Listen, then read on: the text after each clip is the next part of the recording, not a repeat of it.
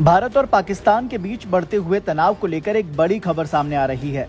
भारतीय विदेश मंत्रालय ने ताजा बयान में बताया है कि दोनों देशों के बीच अब सीज फायर हो गया है, जिसके बाद से भारत और पाकिस्तान की सेनाएं एक दूसरे के खिलाफ किसी भी तरह की गोलाबारी या हमला नहीं करेंगे। इस दौरान एक शब्द हर किसी की चर्चा में आ गया है, सीज फायर। आखिर क्या होता है सीज फायर और दोनों देशों के बीच युद्ध की स्थिति में ये किस तरह से काम करता है, इसकी पूरी डिटेल चलिए बताते हैं।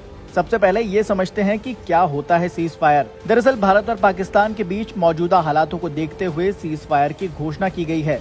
दरअसल सीज फायर का असली मतलब होता है दोनों देशों के बीच युद्ध विराम। इसके लागू होने के तुरंत बाद से दोनों देशों के बीच जारी संघर्ष पर अस्थायी और स्थायी तौर पर रोक लग जाती है। सीमा पर आक्रमण कार्रवाई को रोकने के लिए इसका इस्तेमाल किया जाता है।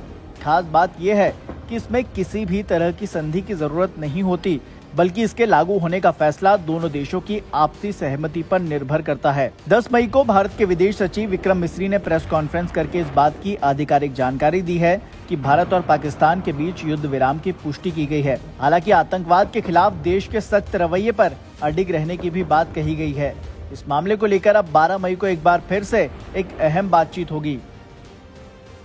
Director General of Military Operations of Pakistan called the Director General of Military Operations of India at 15:35 hours earlier this afternoon. It was agreed between them that both sides would stop all firing and military action on land and in the air and sea with effect from 1700 hours Indian Standard Time today.